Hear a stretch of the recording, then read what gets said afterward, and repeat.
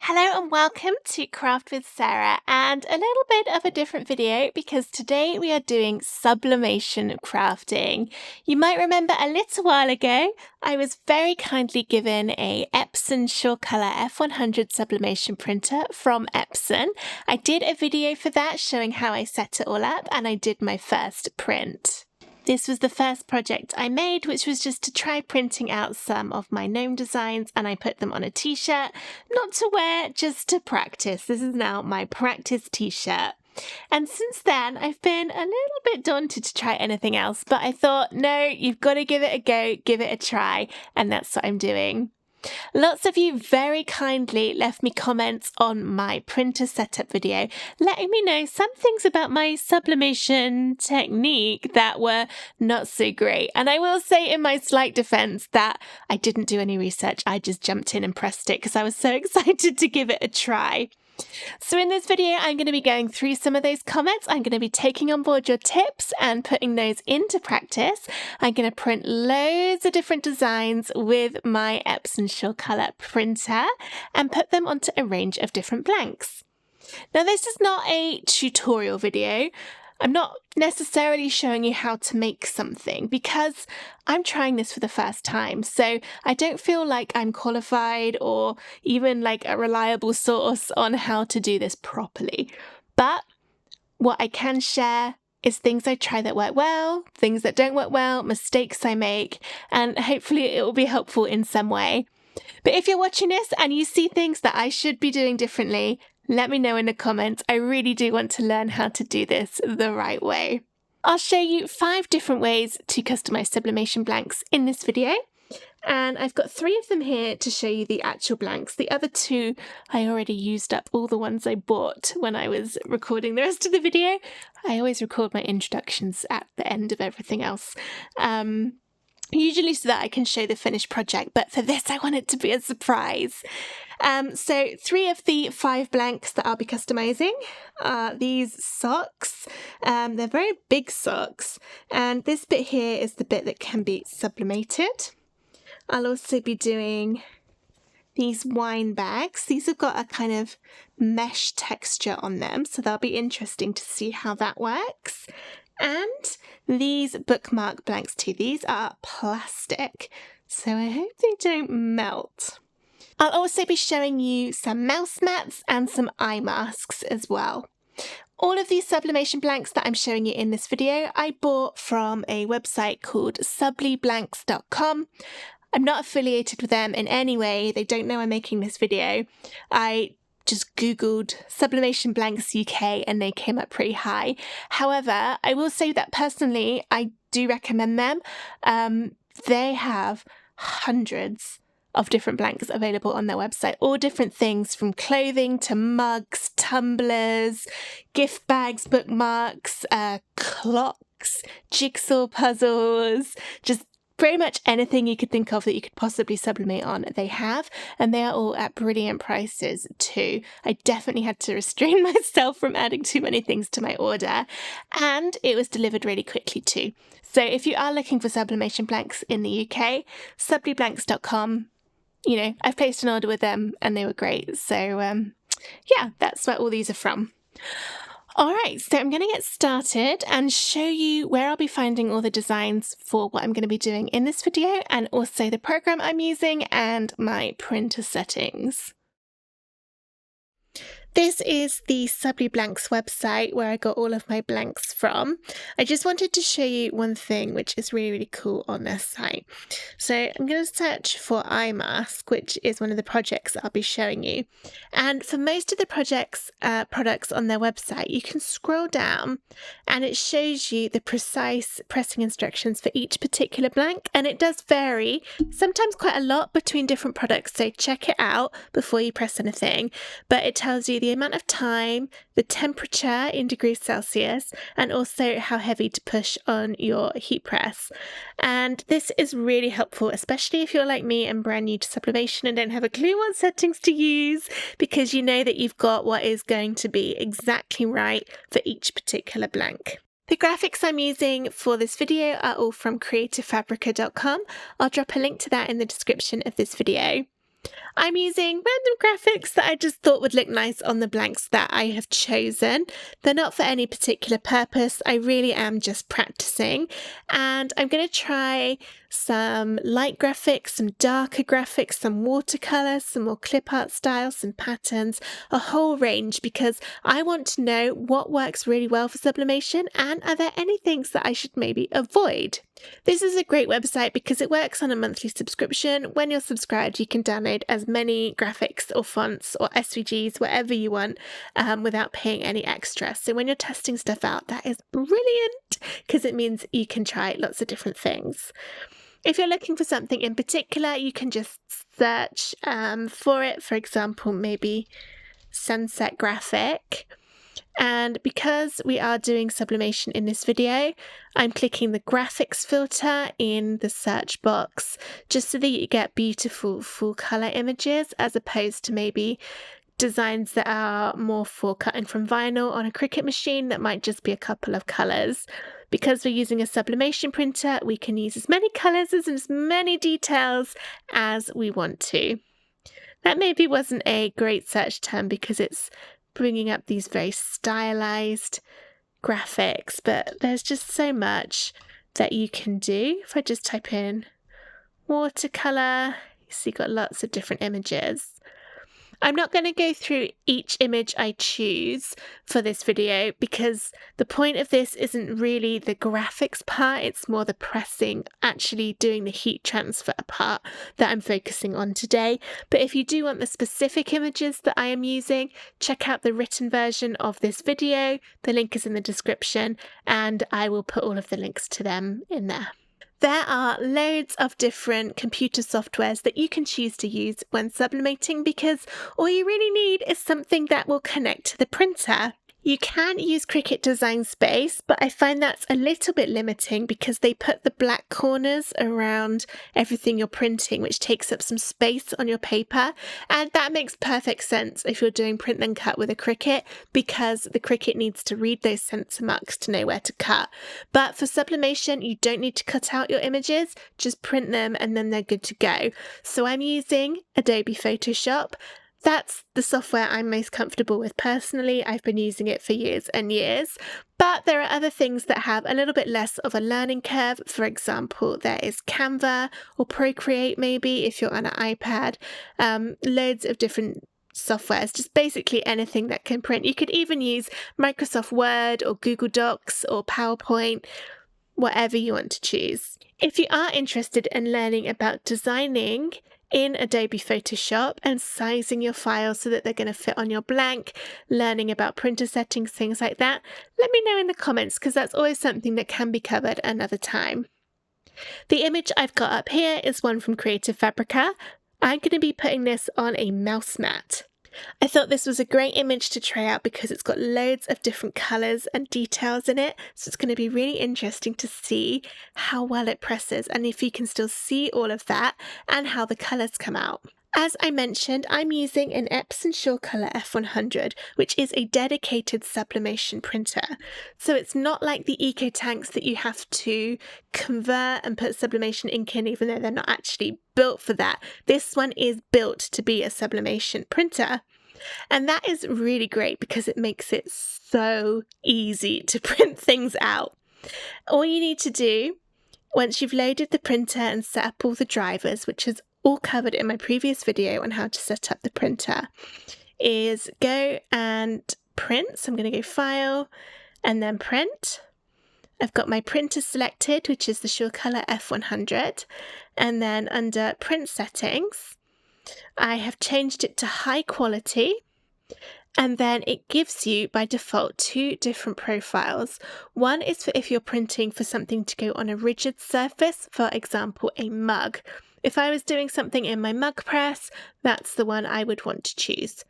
However, for this video, everything I've chosen is kind of soft, so textile is the one I've gone for. The only exception to that would maybe have been the plastic bookmark, which might come under rigid, I'm not sure. However, I did do textile and it looked just fine, so I'm going to go with that for everything. And these two kind of pre-built settings mean that it looks really great every time. The colours have come out lovely straight out of the setup. So I've not done any colour tweaking or anything like that, just as it comes. Another benefit of a sublimation designed printer, one that is absolutely made for sublimation, is that it automatically mirrors everything. So I'm not going to have to remember to do that. Mirroring is when you flip the design, because when you sublimate, when you put it onto your blank, it goes on upside down, which means that once it's pressed, you see the reverse image of it.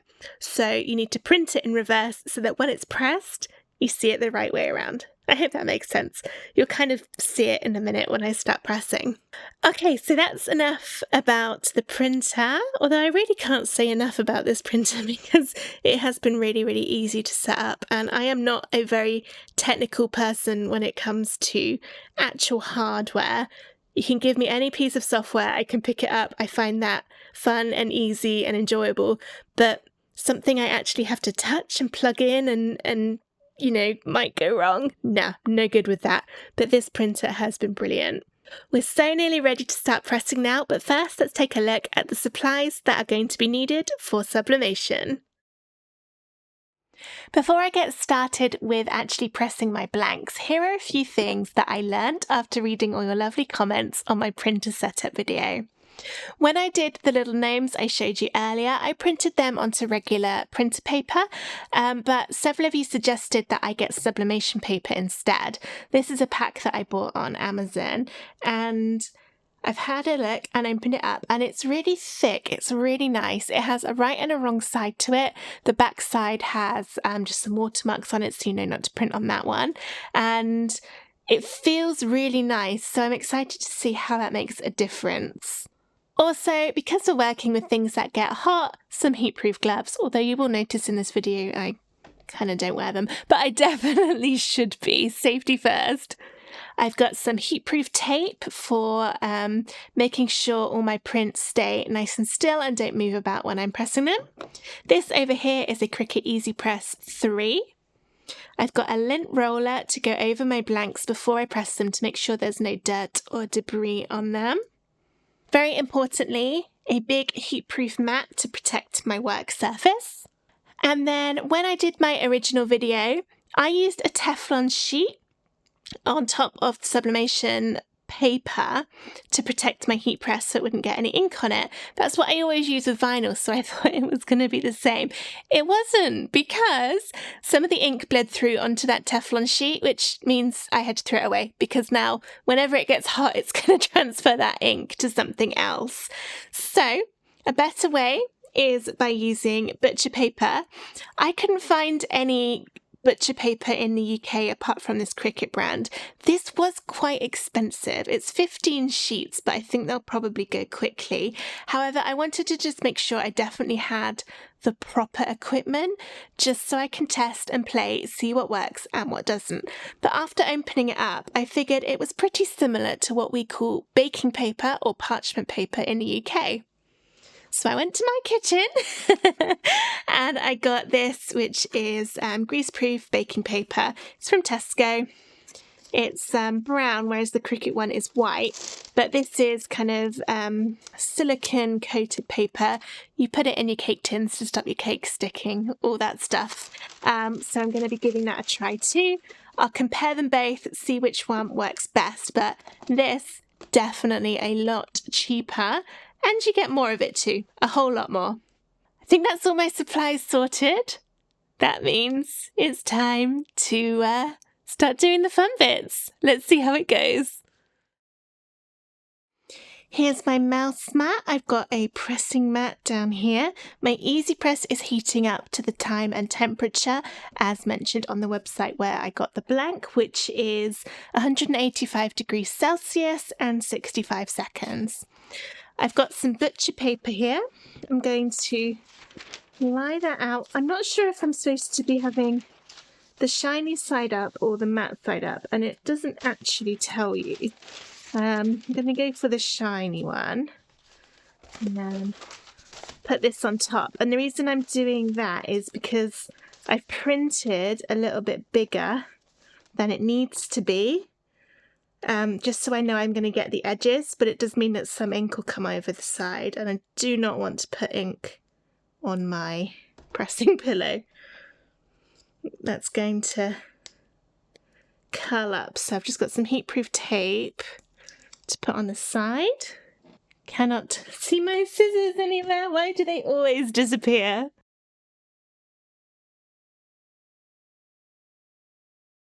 I've got the design printed off that I just showed you, and I made a mistake the first go.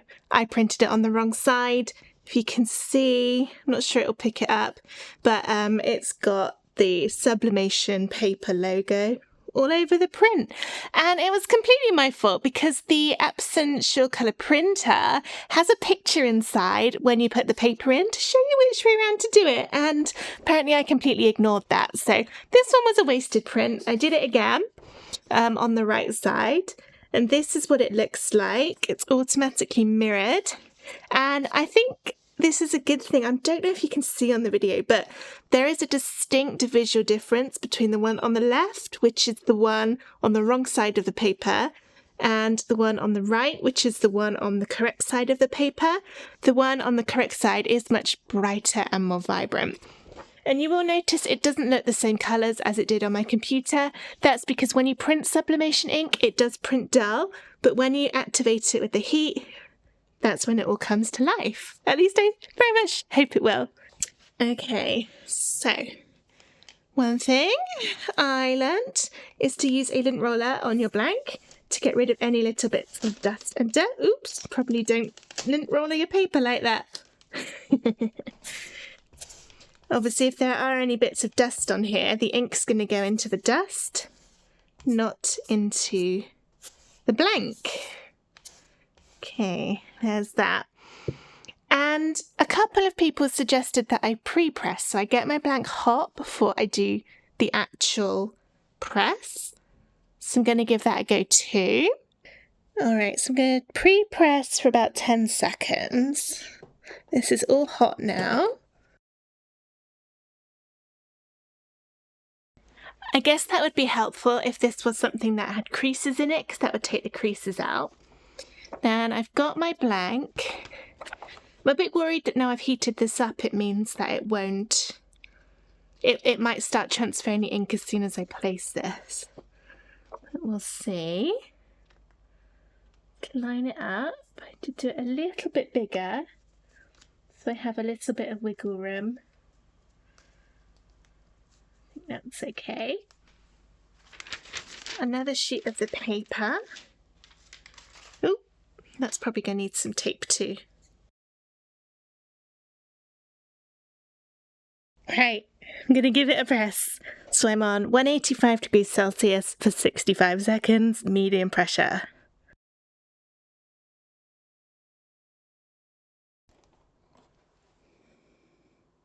Right, that's all moved.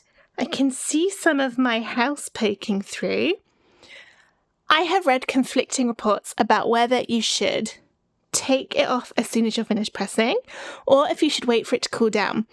The reason for waiting for it to cool down is that it means that when you lift everything off, you're not going to move it and accidentally transfer any of the ink that hasn't quite dried, which can cause it to smudge, also called ghosting.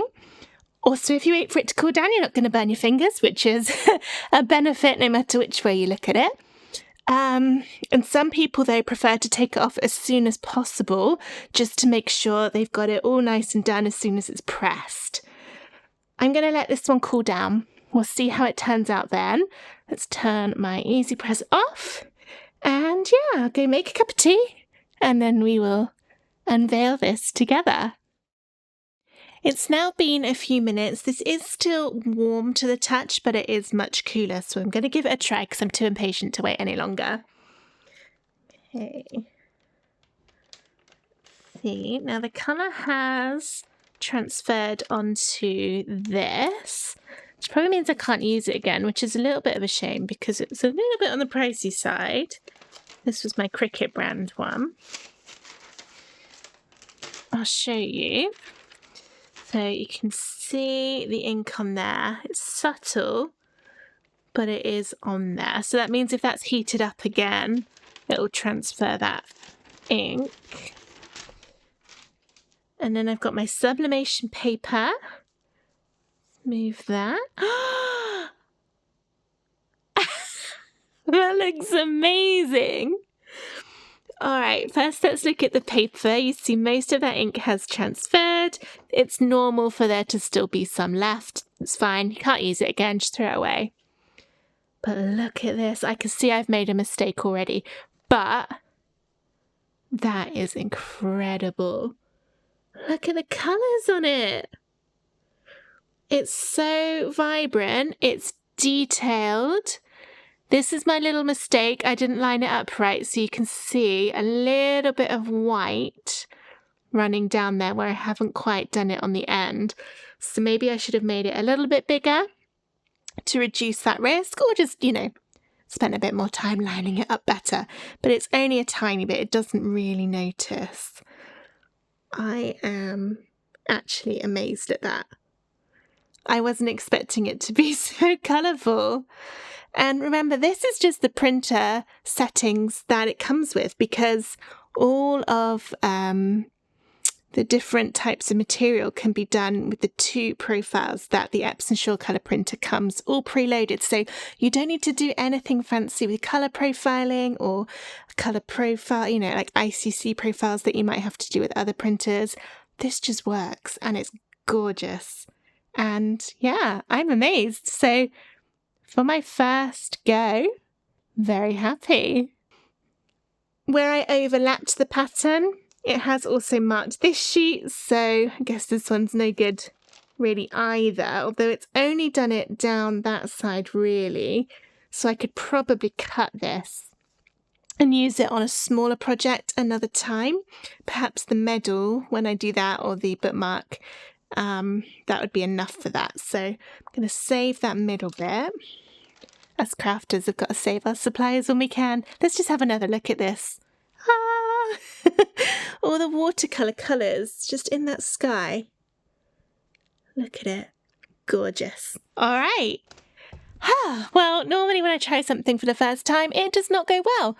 And this did. So very, very happy. Once the initial wow, look at this, wore off a little bit and I had a more detailed look at the mouse mat, I noticed that it wasn't quite as good as I initially thought.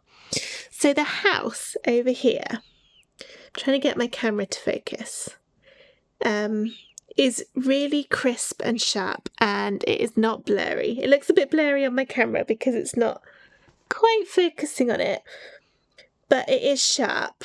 However, when you look at this section on the bottom left and also the flowers down the bottom, they're a little bit blurry, and I don't know if you can see, but especially on these rocks here, it's done a little bit of a ghosting effect where it's sort of duplicated the rock picture slightly above. So it's showing like the same bit in 2 slightly different places, which gives the overall effect of it appearing quite blurry, out of focus, and it just doesn't look as good as the rest of that. So I had a little think about what I maybe did to cause that. One thing that I thought of was that I didn't move my hands during the pressing process, and the hand that I moved would have been about where that was.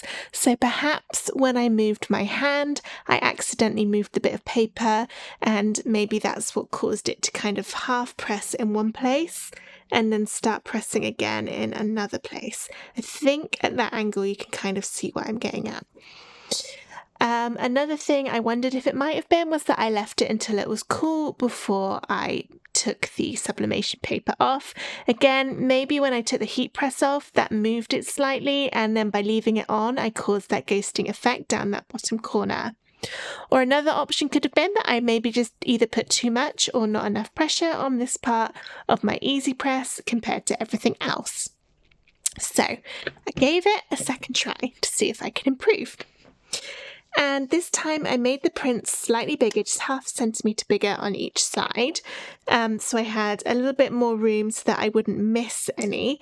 And also when I lined it up, I cut some little corners of the paper just on the top and the edge of that one and also that one so that I could see where the print went, so that when I put it over on top of that blank, I then knew that I wasn't going to end up with any white bits because I could see where the print was, and that actually made it much easier to line up.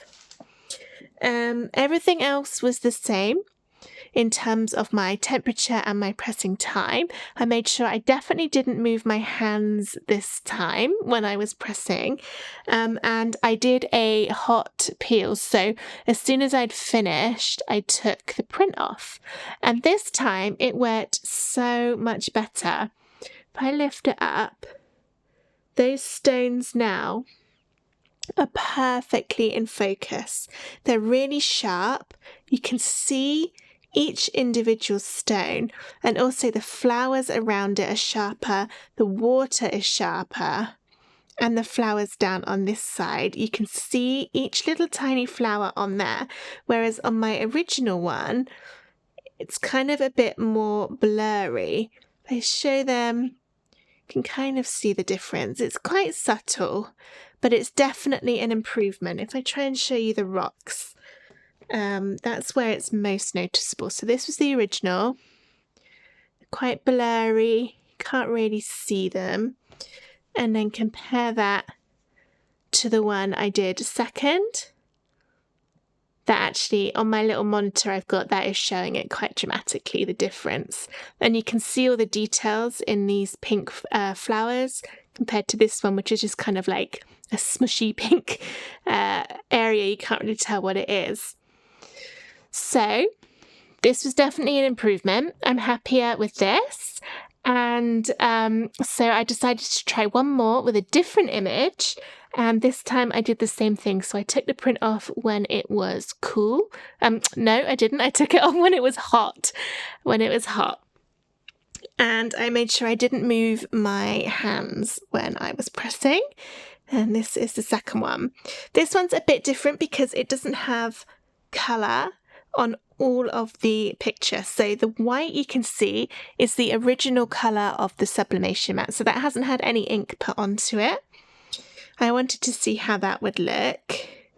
And again, it's turned out really nicely. This one, I've had a real good look. Everything is in focus. There aren't any blurry bits. So I'm wondering if that was because I peeled it off hot rather than waiting it to cool. So I'm going to do that from now on with the rest of the blanks. So there's my mouse mats all done. And I love testing stuff out when you notice things that aren't quite right, and then you do it again and they are right, because it means we're learning, and learning is good. So next, let's move on to the wine bags. This is my wine bag. On the Sublimation website, it calls them non-woven tote bags. And this is what they look like. It's got this kind of textured surface to it. Within them comes a little base which will be used to make the bottle bag stand up, so I can leave that one. I'm not going to do anything on that one, but I'm guessing you could because it has that same coating on it, but that's going to be inside the bag. One thing I'm worried about with this is the edges. They're quite thick and they've got sewing in them, stitches in them, and then the bottom bit, from where it opens up, it means that when I press the base, it's got a line here where that ends up. So when I do a big print, I'm wondering if that's going to leave a line on it.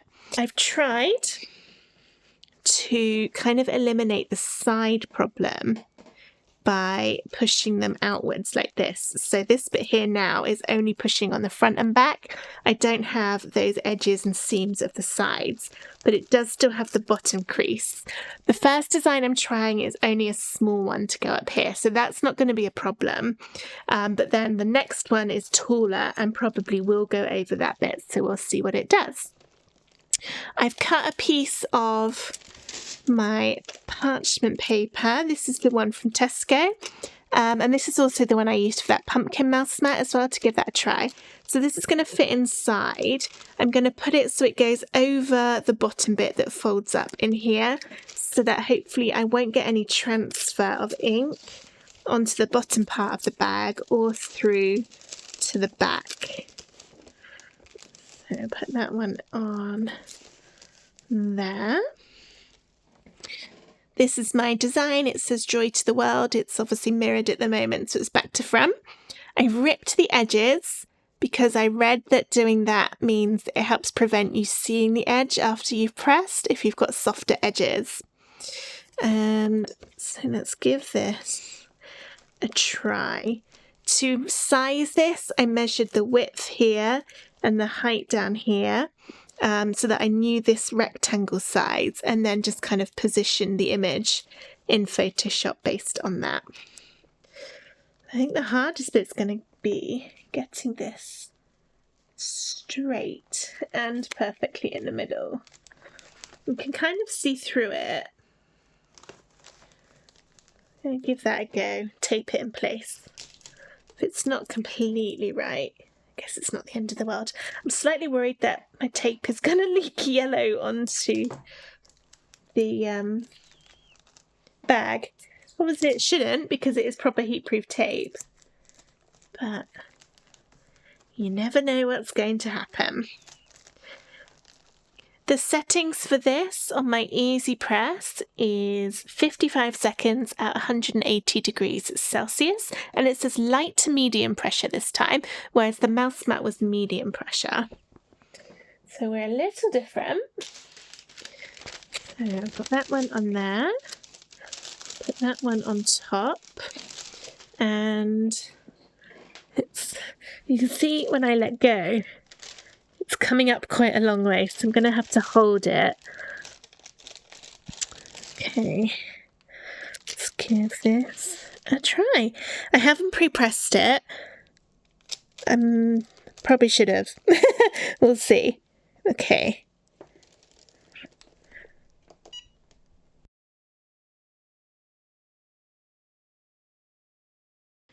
Alright, there's that. And I probably should be wearing my heat gloves. Oh, it has... No, it hasn't. Oh, I thought it had gone yellow. Okay. Oh, that's nice. It's a bit too hot to pick up. There's that. You can see it nice and clearly. It's a more subtle colour than the mouse mats. Can see these are really bright and vibrant. This is a little bit more muted. It might just be the material. That looks nice. Just trying to see. I think that's all transferred really well. Take one bit out. Hopefully I haven't ironed this out of shape forever. No, fold back in. There we go. And then got my base that would just go in there to keep that position. There. Ah, and there is my wine bag. So that looks really cute. I'm happy with that. I can't see any of the paper edges, so it hasn't pressed that shape in. Good first go, I think. I'm going to try on the other side because I'm just doing these as tests. I'm not actually going to use them, so it doesn't matter that they're not going to match. And this time I've got some slightly bigger designs, so it might go over that ridge where the base is. I've got one that is still quite narrow, and then one which is a lot wider, so it's going to get closer to those seams. So I specifically chose these kind of designs so that it's going to test out different things so that I can see different effects of different images. Also, this one's only 2 colours, it's just black and red, so that'll be interesting to see the vibrancy of that colour as well, compared to something that's got loads of different colours on it. So I'll give them a press and then show you the results.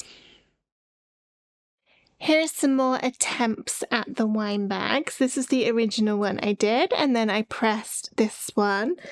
You can see that there are a few faded bits, such as in the middle of that L, and also a bit on the A, where it hasn't quite pressed all the way and the colours aren't quite as vibrant as I thought. Now I am sort of thinking this is going to be because of the material, because you can see all the dots in the material in the print. If I tilt that, then hopefully you can see.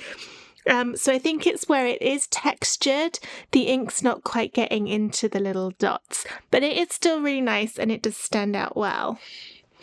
And then this is the one that I did over the crease in the bottom, and it came out nice, but you can see just about where that crease was. So it's kind of along here. There's almost like a little ridge where it's just a little bit lighter on the sublimation transfer where it was going over the crease, but it is so subtle. And I purposefully put this design too close to the bottom because I wanted to make sure it was going to go over the crease. But when the bag is there, you can't really tell. It's very slight, and the rest of it looks lovely. I also did a second attempt at my first image to see how changing the pressure that I was pushing on the heat press would affect the print. The website said light to medium. This one I did with light pressure. This one I pushed a little bit harder on that heat press for a more medium pressure, and it has transferred the colours better. So it's a bit more bright. You can see it's more vibrant on the one on the right hand side that I put more pressure on. So I think that definitely did help. So that's just hopefully a little visual thing to show how a little change, just pressing a bit harder, does make more of a difference. One thing I didn't do, which I realised I should have done as I was doing it, is when I turned this over to press the other side, I did still have my bit of parchment paper in the middle, but I should have probably put some also on my surface here, just a piece like this, before I put the bag, because I was sort of wondering as I was pushing it if the one that I'd already pressed on the back was going to start getting hot and transferring ink onto my mat. It actually didn't do that, but that may have just been luck more than judgment. So from now on, when I do something that is double-sided and I've already pressed one side, I'm going to try my very hardest to remember to just put a sheet of parchment paper down on my mat, just in case anything goes, because these mats are pricey. I do not want to have to be replacing it. If I show you one of the bits of paper, you can see as well on here how it pressed on the fabric. So it's gone that kind of checkerboard effect on here where the ink hasn't pushed as well on the dots in the fabric just because they were a little bit more ingrained. So that kind of, I think, is why it maybe isn't as vibrant as it could have been, although the one with more pressure does look pretty awesome. So I would say wine bags, also a success. Next up are these silk eye masks. They've got a nice black backing on them, so if you want to wear them when you're sleeping to block out the light, they are very good at that and nice and comfortable.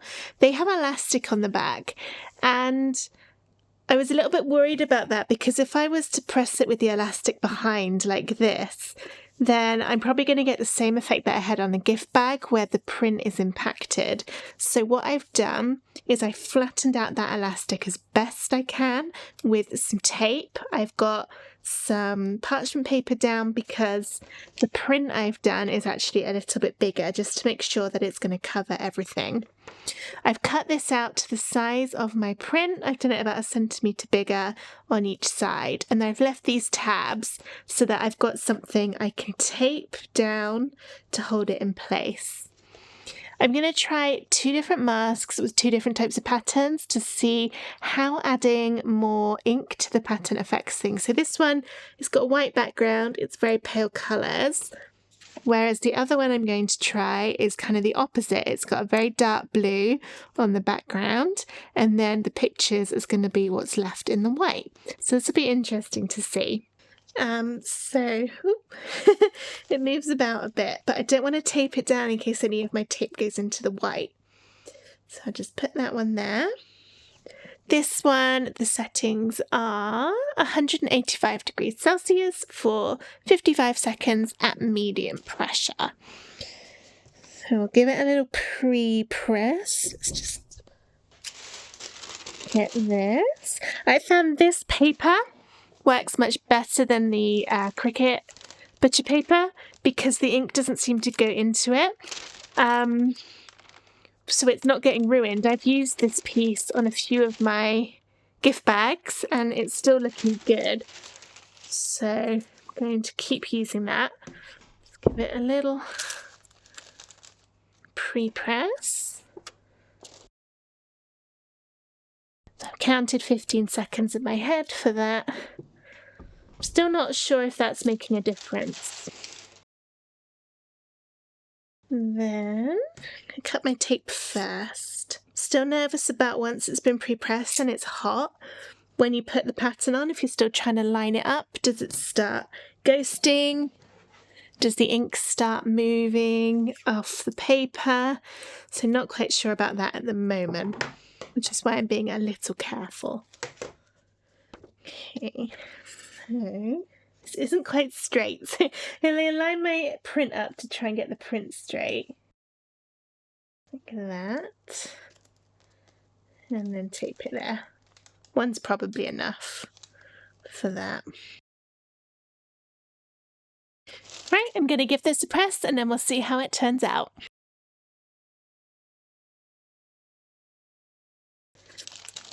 That's been pressed. Ah, we have a problem. My heat press has melted the elastic on the mask. It's completely destroyed and stuck to the parchment paper. Oh goodness, I didn't even think about that. Okay. Right, we have a failure. You can see it's melted because some of it's gone onto my parchment paper. Well, let's see how it pressed. Oh, it pressed really nice. That is a shame. Okay. Oh, it's actually melted the paper onto that top. Oh. Well, that's how the eye mask looks. It's beautiful. But not so good on that elastic. I am going to have a think for my second one on how to do it without putting the heat onto the elastic. And I don't want the elastic to go behind because I think that would still melt it and it would cause problems in the print. Maybe this one I'm going to need my Easy Press Mini rather than the big machine. Alright, this is my second attempt. I realised when I looked at my fail, look at this, that the elastic behind the actual mask is still fine. That's still elastic that didn't melt. So I wondered if that was because it was protected by the mask. Therefore, if I cover the elastic in a t-shirt, maybe it won't melt. So let's see, I've already pressed it, but I haven't taken this off yet. Here's my mask, and I knew this was going to go onto the t-shirt. That's okay, it's just my tester one. I didn't have anything else that would work. Okay, so that looks good. It's still elastic! Okay, that worked really well. So I kept the elastic flat like it was before so that it wasn't going to impact my pattern, and then just led the edge of a t-shirt to make sure it was touching all of the elastic. And that seems to have done the trick. Let's just take it all off and see. Okay. So I think I maybe had a little bit of pressure issue. This star here is a little bit faded and blurry. Only a little. Generally, for an all over pattern, remember it's completely white to start with. That's looking good. And now my elastic is all still elastic. So there we go. Lesson learned. Check if your sublimation blank has anything that can be melted and cover it up if it does. The reason I still decided to do this with my big Easy Press 3, not the mini, was I thought if I did the mini, I'm going to have to keep moving it and it might impact on how the sublimation ink transfers. This was my only other blank, so this one had to work, otherwise I'd have had to order more. But yeah, that is looking really good. I am still gutted this one didn't work because that pattern is just so cute. I'm going to try that on something else. But I am interested to see if the sublimation does still work with the Easy Press Mini, especially on some smaller sized sublimation blanks. So I'll give that one a try in a little while. Next up are these very long socks. They actually were a bit longer. This was probably about an inch more white, but it shrunk a bit when I heat pressed it. But because it's a stretchy sock, I imagine it will come back out again. So I've done these cute little American football teddies, and I've done them double-sided. And I even remembered to alternate the patterns so that they're on opposite sides. If you see, this is the left and the right. So they're pointing different ways, and then the other side matches. So when they're worn, I think I've done that right. The same pictures will be up against each other. Because I was doing these double-sided, I put a little bit of parchment paper in the middle when I was pressing, just in there, so that it wouldn't bleed through onto the other side. Now, what's interesting on this one is I tested out using straight edges on the paper versus tearing them. It didn't make much of a difference when I did it on the wine bags, but this one it has, and I wonder if it's because it's material and the weight of pushing the paper on has given this a rectangle around the edge. I'm really not sure if you'll be able to see it on my camera because it is subtle. Just try, I think the lights are probably a bit bright, but I can see very clearly a rectangle around here pushed into the fabric where the paper was. And again, on the other side, that one's actually a little bit more pronounced, but I'm not sure you can see it. Maybe if I turn one of my lights away so it's darker. I think you can see it now. So this rectangle here, that was the edge of the paper. And it is quite noticeable. Now, I don't know if that will stay there forever. It might be when the socks are worn a few times, maybe it'll go away. Look at it stretch. I really love how, because it's ink, when it's all worn, unlike vinyl, which would kind of pucker, when stretched out like this just goes straight back to normal. It's beautiful. So you can still see it even after pushing and pulling and prodding a bit, but it might wash out. But the other one where I tore the paper, you can still kind of see it, but it's a lot less noticeable because it's so random and because you're softening the edges by tearing them so they're not as thick. It's actually really hard, even just me looking, not necessarily on the camera, but just by eye. It's really hard to see those lines. You can see it down this side, but the others, it blends in a lot better. There's the other one. That one's a little bit noticeable here, but apart from that, it doesn't really show. I think you can just about see it here on the camera screen. So tearing the edges for this really did make a difference.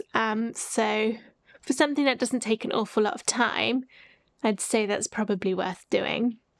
These socks are called basketball socks on the Blank website, and they were pressed for 40 seconds at 190 degrees Celsius.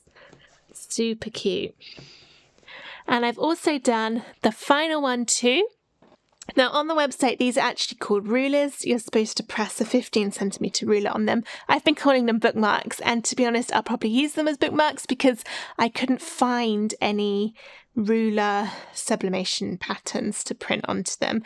They make really nice bookmarks. They're kind of plasticky, so nice and sturdy. They'll be waterproof, but still thin, so they're not going to damage your book. Now, when you're doing these, and this is true of a lot of these kind of plasticky blanks, they have a protective film on both the front and the back that you need to peel off before you press. So just peel it off. There you go. It's just clear film, and it's on the other side as well. If you just roll your finger over one of the corners, it will start to come up. And that just prevents it from getting scratched in transit, keeps it nice and clean. And I've done this. I've given my Halloween ghosty ghost pattern another go. And this looks really vibrant on the plastic. I was so nervous that it was going to melt, but it did not. And then the other one, let's bring my light back actually.